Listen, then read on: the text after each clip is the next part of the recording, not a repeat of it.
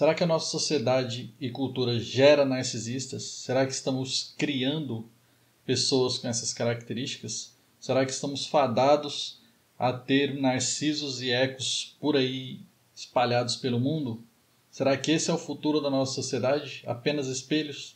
Calma. Vamos analisar cada aspecto dessa ideia de uma sociedade narcísica e investigar se é realmente isso que está acontecendo. Meu nome é Demetrios Mikulis e vamos lá comigo nessa jornada para estudar a sociedade narcísica.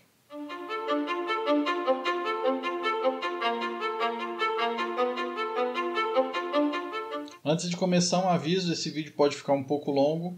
Ele está dividido em capítulos, você pode conferir os capítulos na descrição do vídeo, assim como todo o referencial teórico, textos que foram usados no estudo e para fazer esse vídeo também estão na descrição do vídeo, com os seus links de acesso também. Esse vídeo está sendo gravado dia 3/1 de 2023, então feliz ano novo para todos vocês. Sendo assim, qualquer informação desatualizada deve ser desconsiderada e um novo vídeo sobre o assunto será feito ou a informação será corrigida aqui na tela em algum lugar. Já deixa seu like e se prepara para comentar qualquer dúvida ou ideia que você tiver durante o vídeo. Vamos começar o vídeo com o Zygmunt Bauman, no que ele diz logo na introdução do seu livro Mal-Estar da Pós-Modernidade.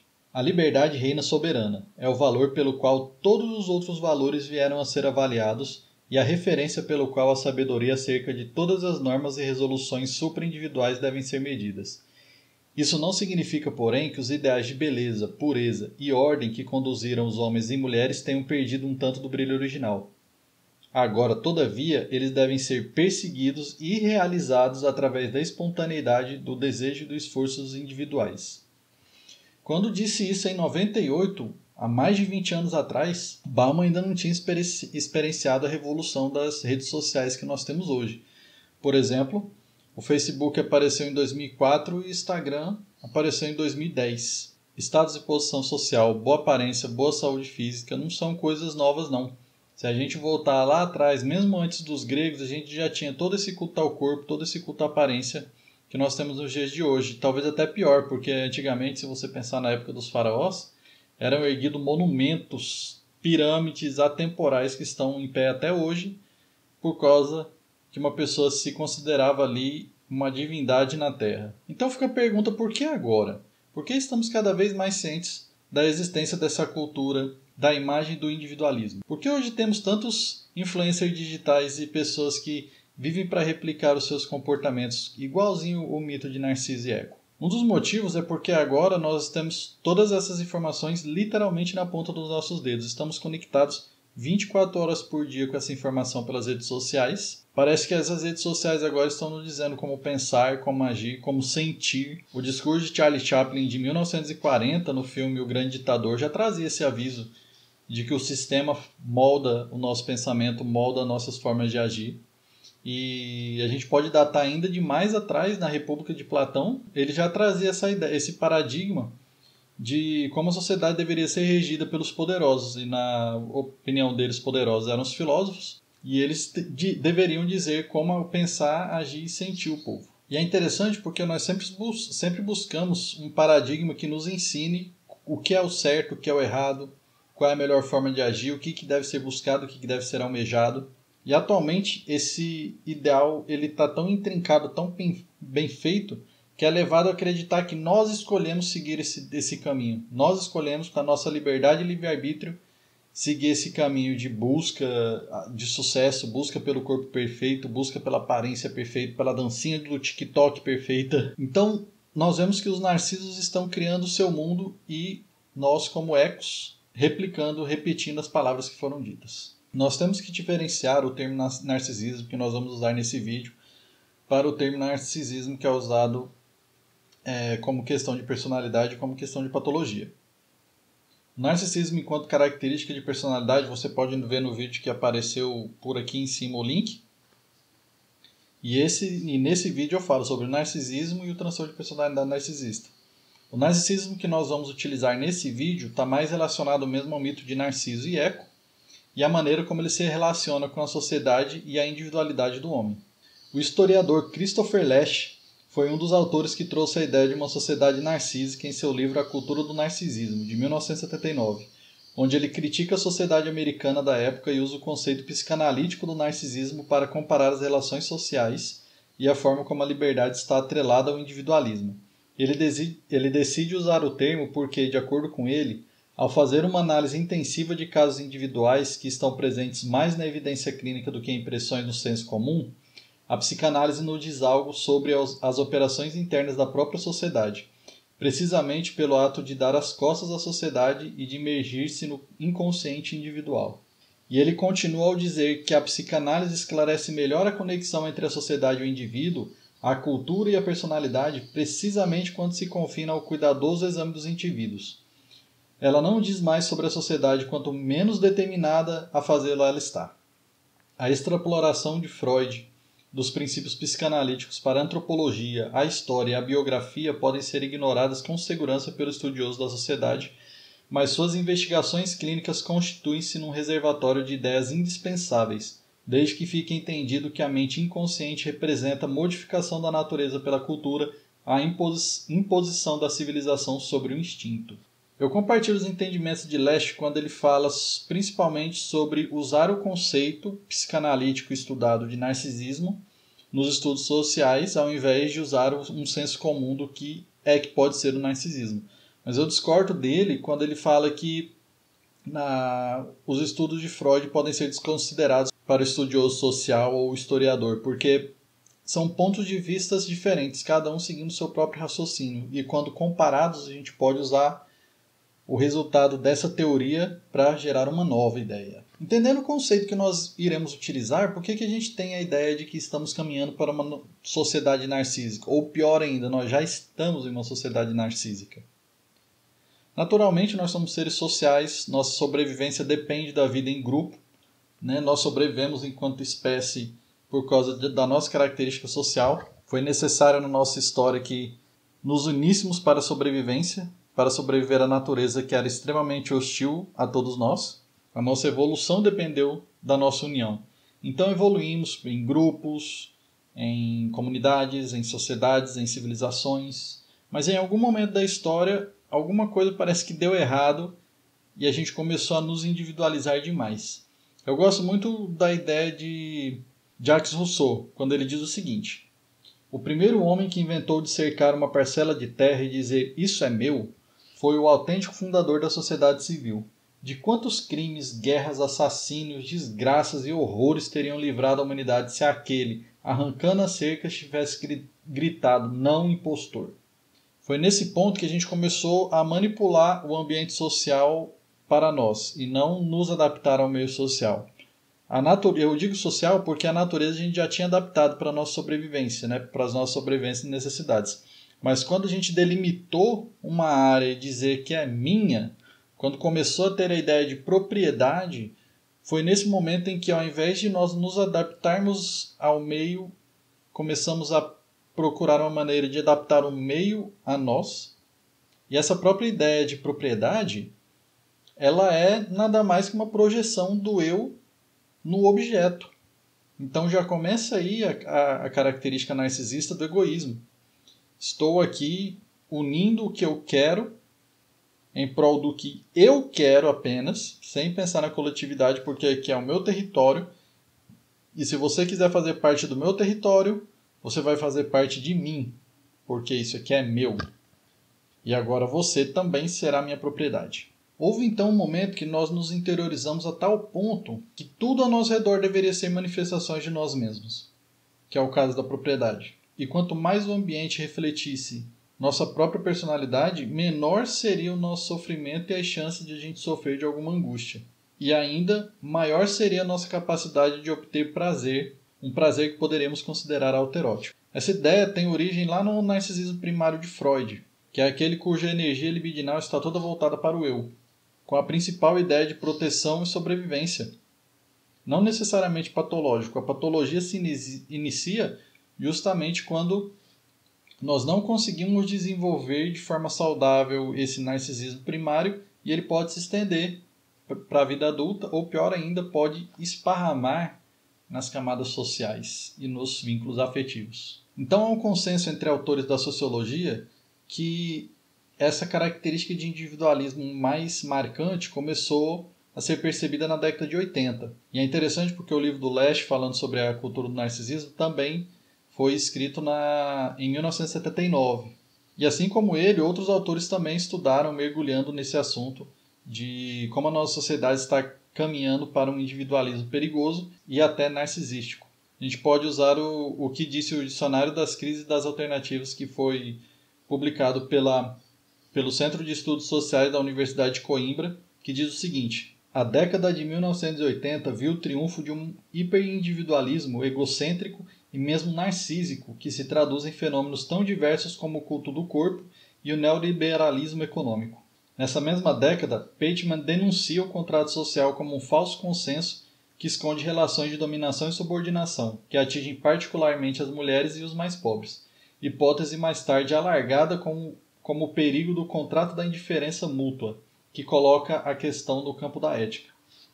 O que Pateman traz sobre esse contrato social como um falso consenso de relação de dominação e subordinação, ele é um resultado de todo esse caminhar social, em que a gente percebe que a sociedade estipula um sistema com as suas ideias, os seus paradigmas, as suas regras, as suas morais, que, florindo e camuflando essas ideias, cria sistemas de dominação que eles são ecoados por toda a sociedade para poder participar desse narciso original, digamos assim, dessa ideia original de que a sociedade deve ser feita dessa forma.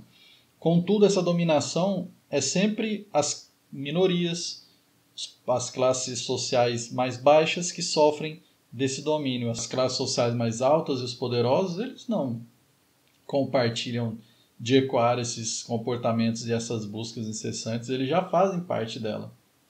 Então, agora que nós sabemos que o processo de individuação começou a ser intensificado e percebido mais na década de 80, e esse comportamento ele é mais voltado ao eu, ao sucesso individual, qual a relação disso com o narcisismo?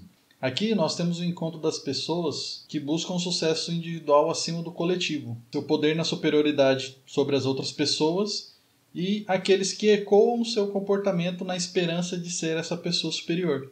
Temos então uma dicotomia necessária para a retroalimentação comportamental. E aqui eu falo de um princípio básico de estímulo e resposta do condicionamento clássico pavloviano. O indivíduo sente-se bem em ser poderoso. Ele sente-se bem em estar em uma camada social que lhe garante poder sobre as outras. Além de ele ser estimulado pelo próprio prazer de estar em uma camada social dessa, toda a sociedade responde a ele de forma positiva, responde a ele de forma agradável, valida esse comportamento de estar numa posição de poder, uma posição de superioridade. Ou seja, nós temos claramente o surgimento de narcisos e ecos, aqueles que ecoam tudo que o outro dizem na chance de ser como ele. Um dos motivos que surge na nossa época de parecer que estamos cada vez mais narcisistas e estamos cada vez mais ecoando narcisos é a facilidade de você alcançar uma posição que parece ser uma posição de poder ou uma posição de popularidade social. Na década de 80, onde já considerávamos um hiperindividualismo, a gente só tinha para nos espelharmos pessoas que pareciam estar sempre fora do nosso alcance, pessoas assim consideradas praticamente divinas, que eram governantes, eram atores, eram músicos, toda essa galera do showbiz que exaltava aquele ar magnífico. A nossa chance de alcançá-los e ecoar eles de forma eficaz não era assim tão fácil. Agora hoje com as redes sociais, com Instagram, TikTok, basta você fazer um vídeo que viralize e você agora se tornou alguém que vai ser ecoado. Você faz um vídeo hoje e as pessoas querem fazer um vídeo igual. Você faz uma dancinha e está todo mundo fazendo essa dancinha.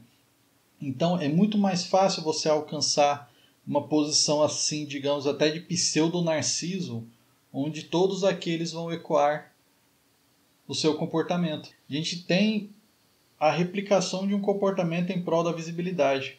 É muito mais fácil você pegar uma coisa que é tendência e replicar.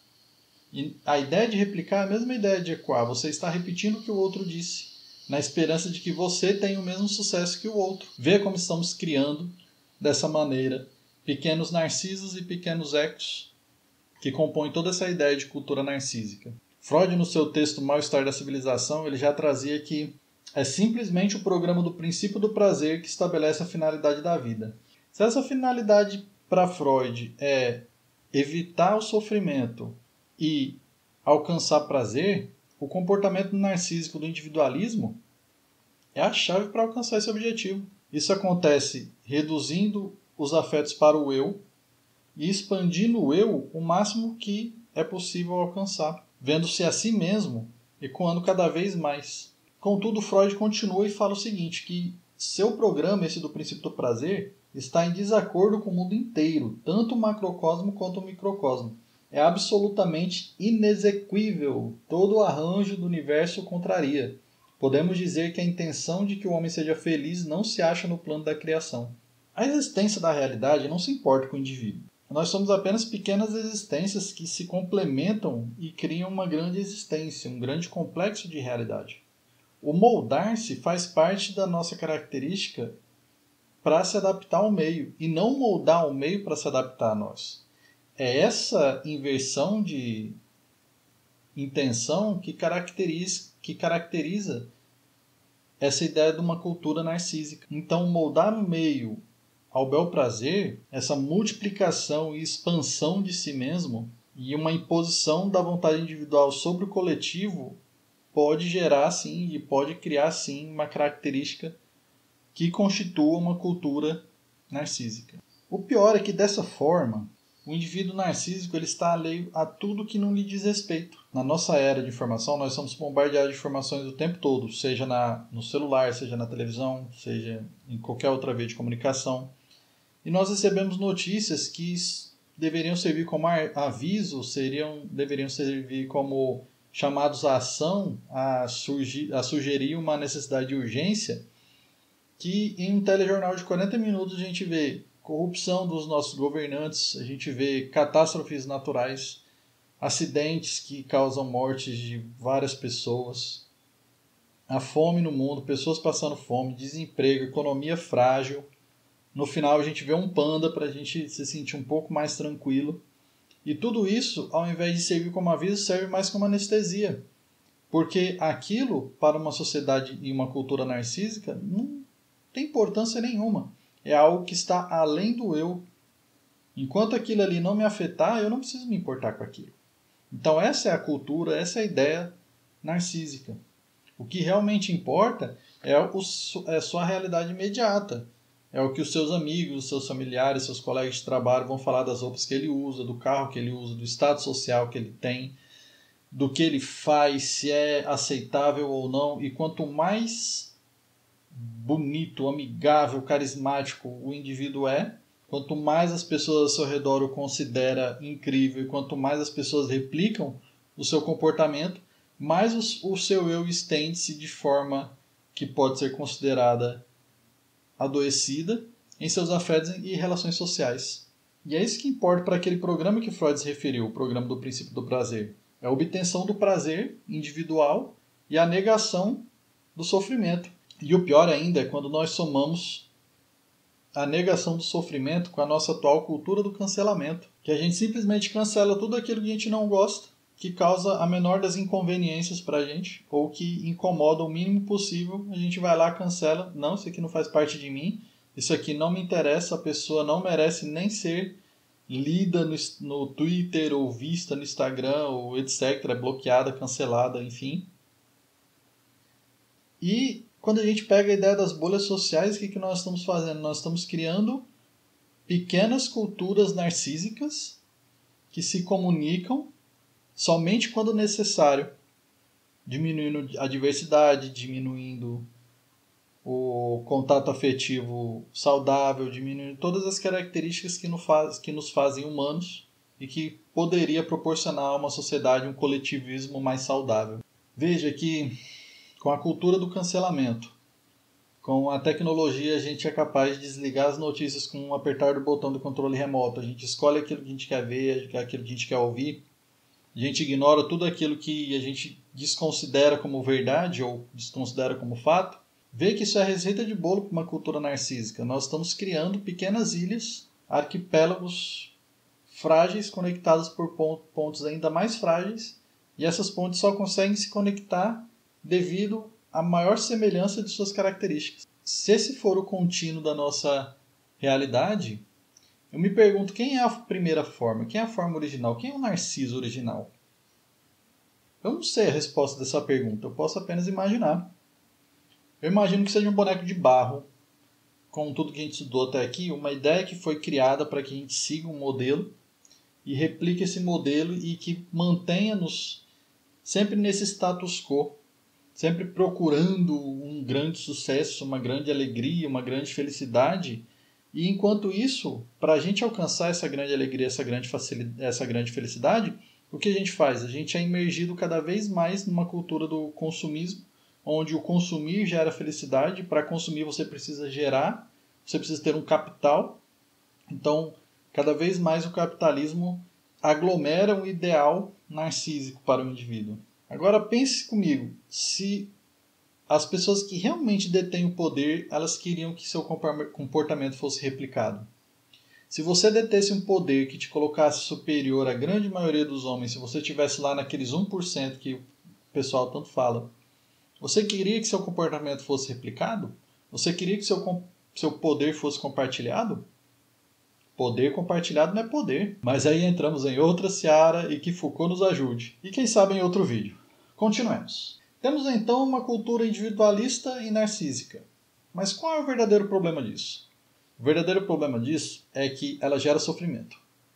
Gera sofrimento não só para o indivíduo, como todos aqueles que se relacionam com o indivíduo narcísico, e também gera sofrimento para aquele que precisa ser inserido nessa sociedade narcísica. Ainda em O Mal-Estar da Civilização, Freud diz que o trabalho psicanalítico mostrou que as frustrações do indivíduo geram com seus sintomas gratificações substitutivas que, no entanto, causam sofrimento ou tornam-se fonte de sofrimento ao lhes criar dificuldade com o ambiente e a sociedade.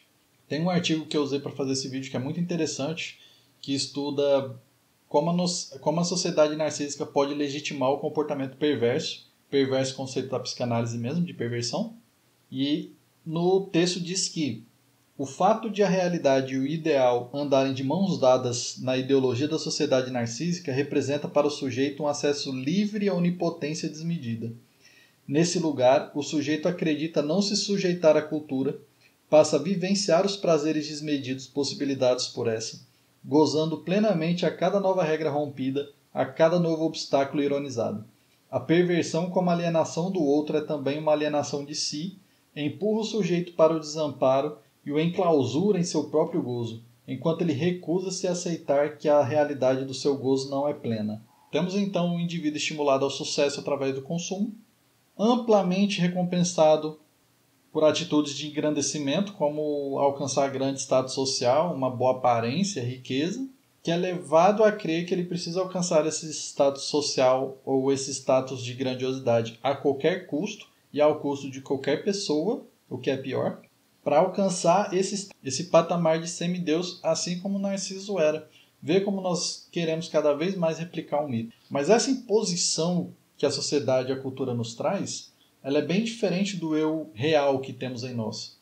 Ele cria um eu ideal que o eu real tenta perseguir, mas não dá certo, porque não é aquilo que nós somos realmente. Isso gera sofrimento, isso gera angústia do eu. O eu raramente terá esse objetivo a ser alcançado como meta real. Esse ideal de eu é imputado à força à nossa personalidade, funciona como tentar colocar uma pessoa em um molde fixo.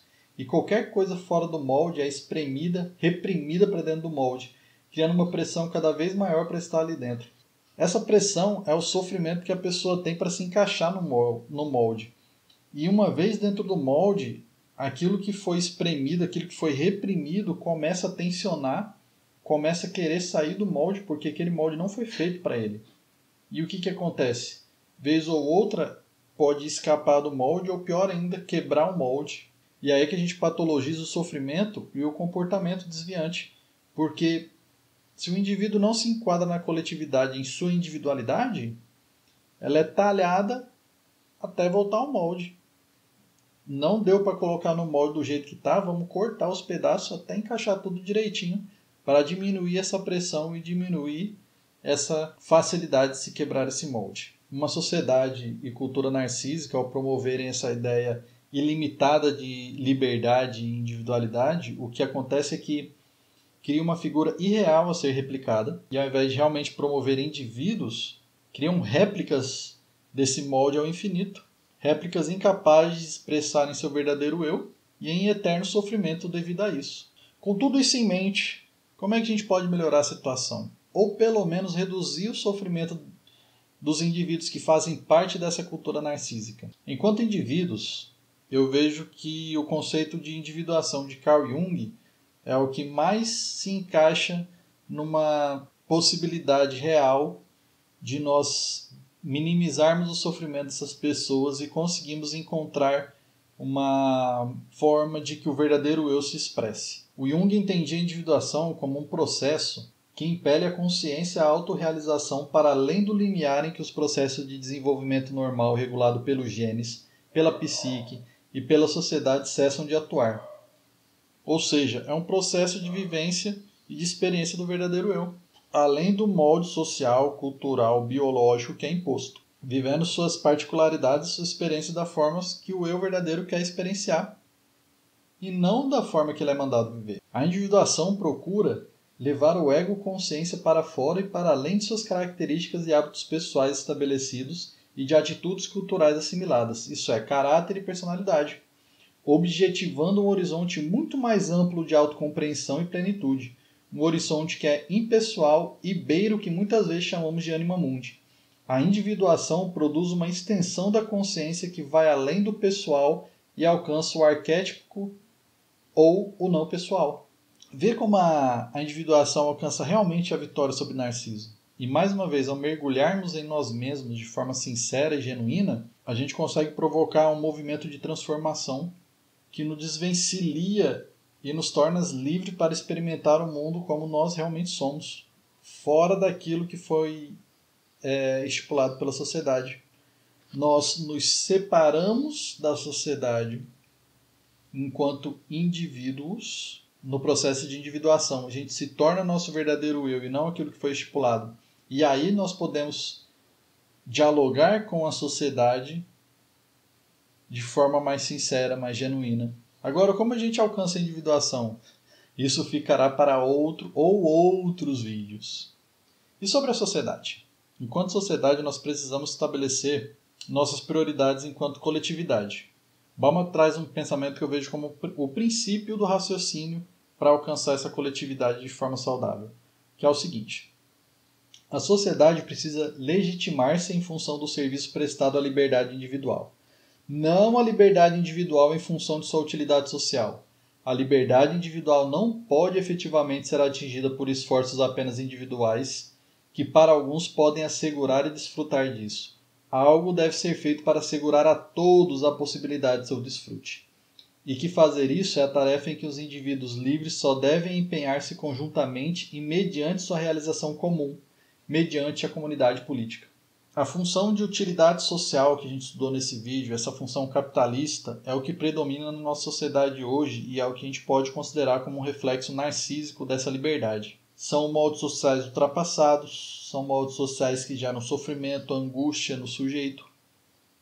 Quando a sociedade trabalhar realmente em prol de uma individualidade saudável do ser humano, em prol de uma individuação do ser humano para que ele possa expressar em todas as suas qualidades e capacidades enquanto eu real e não enquanto a criação de um eu ideal, nós teremos finalmente uma maior diversidade nas nossas culturas, uma maior diversidade nas nossas ideias e uma aceitação, uma tolerância dessas ideias. Esse pluralismo não será mais combatido como ainda o é hoje em dia. Pode parecer utópico pensar nisso, mas se a gente pensar na história da nossa civilização e em tudo que a gente passou desde da nossa pré-história até hoje, a gente pode perceber que já foi pior, já foi muito pior. Hoje o que chamam de minoria, e aqui minoria é todo aquele que não detém o poder, tem mais direitos assegurados, consegue participar da sociedade, consegue ser mais respeitados em sua diversidade, em sua pluralidade.